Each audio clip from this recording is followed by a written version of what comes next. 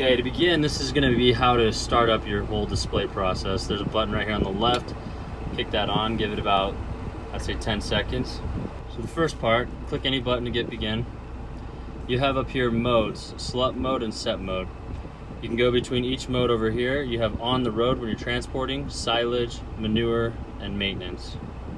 Let's start off with your silage mode. To get to that mode, hit select, go to silage, and then hit set mode.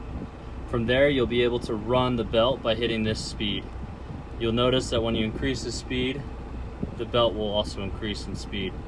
Next, we're going to show you the manure mode. Select mode to manure, hit set.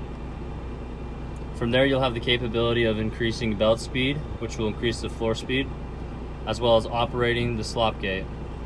Depending on the material and how thick the material is, you can increase the belt speed as well as control the slop gate to control the amount of product being spread across the field. Finally, we've got maintenance mode.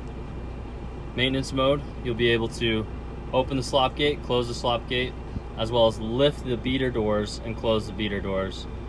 Be sure whenever you do this that you're parked in a very controlled position so that your vehicle does not move forward or backwards while you're opening and closing the gates.